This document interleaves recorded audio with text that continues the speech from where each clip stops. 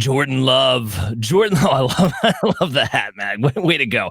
Jordan Love, man. So this is somebody that I think people are still on two sides of the fence on. Do they want to see a little bit more? Can he duplicate what he did in the second half of last season?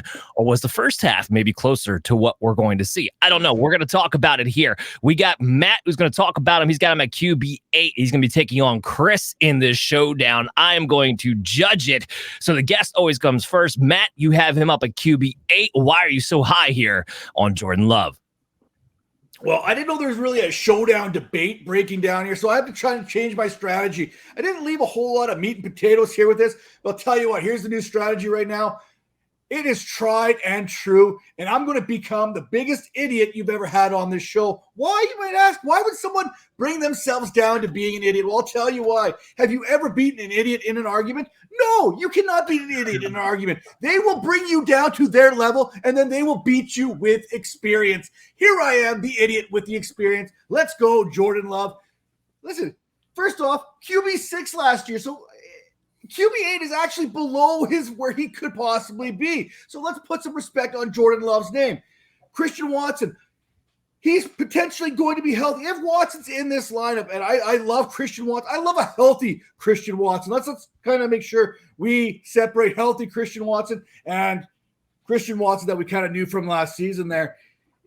Everyone in this offense is a year older. This is one of the youngest core offenses in the entire National Football League. Josh Jacobs and Jordan Love, they're the elder spokespeople of this offense. I think they're like 28 and 27 or 27 and 26. Everyone else is under 25. This offense did what it did with a bunch of young Bucks last year. These Bucks are now an extra year of seasoning. You talk about the back stretch of that season, weeks 10 through 17. 10 through 17. That's a big enough sample size for me to get excited about here. Average 21 fantasy points per game. That was the second most. We talked about him being QB6. I'm saying he's QB8. He was QB2 over that stretch of weeks 10 through 17. All he did in that period, 18 touchdowns, 3 interceptions, tutties, no picks. That's fantasy production right there. 2,100 yards. QB8 may be too low for him. I can see him being a possible QB5 type guy here right now going into next season. If Christian Watson can stay healthy, if Romeo Doubs can continue his progression, if Bo Melton can step up. I mean, there's no one guy that you could focus on in this Green Bay Packers offense to defend. We've seen what he does. Look at some of these other quarterbacks out there. Justin Herbert, for example, he was actually probably more productive after his big weapons went, where he didn't have to force feed a Keenan Allen, force feed a Mike Williams. Jordan Love, he doesn't have to force feed anyone in this Green Bay Packers offense. There's not an alpha. There's a bunch of guys out there that just go out there and do their job when they are healthy. I think the addition of Josh Jacobs in the run game kind of solidifies the run game a little bit better than maybe Aaron Jones, even though Aaron Jones had a little bit more a little bit better in the passing game. But look, this Packers offense is still as good as it's going to get in this league. We saw what they were able to do during the back half of the season. This is a team and an offense you need to make sure you're paying a lot of attention to when it comes to fantasy. I like it a lot. All right, some strong arguments there from Matt. Chris, you have him at 16. You don't even have him in the top 12. So what is it about Jordan Love that you think he's not going to be able to replicate what he did in the second half of last year? Yeah, Dan, I'm going to be more the skeptic on this side. And look, my 10 through 12 or 16 through 12, it's kind of fluctuating, I think, as things progress. But this is where I'm looking at for Jordan Love. A guy who was a tale of two halves, as we talked about at the beginning, kicking this off. He was fantastic. We were talking about weeks 10 through 17, absolutely. But let's not ignore what he was in the previous part of that season, and that was not good. A guy who we were like, what in the world's going on in Green Bay? An offense that was not humming. And for me, Dan, I looked for a touchdown regression as a result. Look, he was super hot, but he also had some warts that we kind of overlooked throughout the season.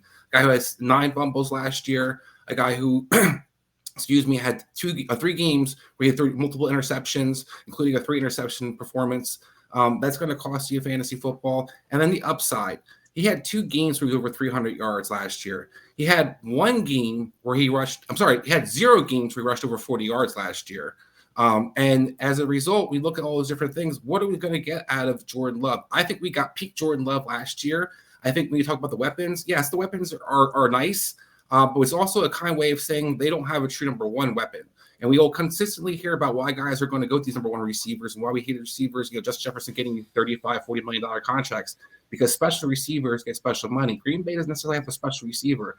I understand ID not featuring per one guy, but I think when times get tougher and when you have a second year of tape on a guy in Jordan Love and you start looking for some of the things that you take away and making him kind of adjust, I have a lot of questions going into the second year where I've seen a lot of guys regress. We've seen Daniel Jones, Danny Dimes is not Danny Dimes anymore because what happened in that second year. A lot of guys that first year, they get tape on you, and suddenly the second year is a little bit harder. Got to make a second or third read. I didn't see Jordan Love come off those reads. I think a lot of improvement. I'm not saying he's not going to make it. There's a lot of questions where there's a lot of guys who were hurt last year who I think are now healthy in situations where they have some weapons in place that I have a little bit more faith in.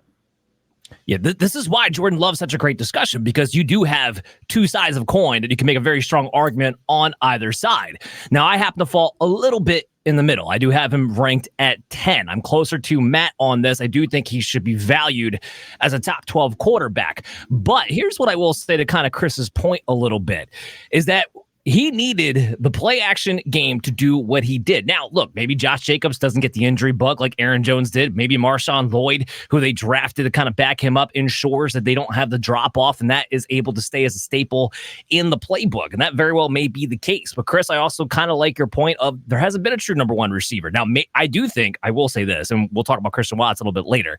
If his hamstring issue did get worked out, then he could actually become a legitimate wide receiver one. I do think that the potential for that is there. I also want to throw this caveat out there. For the season as a whole, Jordan Love had 19.4 points per game. In most years, that's somewhere between a QB 8 and a QB 12. Because remember, and I've brought this up throughout the summer, 2023 was the worst scoring out of quarterbacks we've seen since 2017.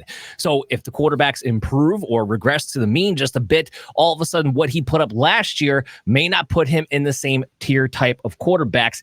And it's kind of convoluted because I like a lot of other quarterbacks in his range. I think guys like Brock Purdy, Jared Goff, even Tua Tagovailoa can put up similar type passing numbers to a Jordan Love. So his legs does have to be a factor to distance himself from those guys if you're going to draft him. Right now, his ADP is at 10.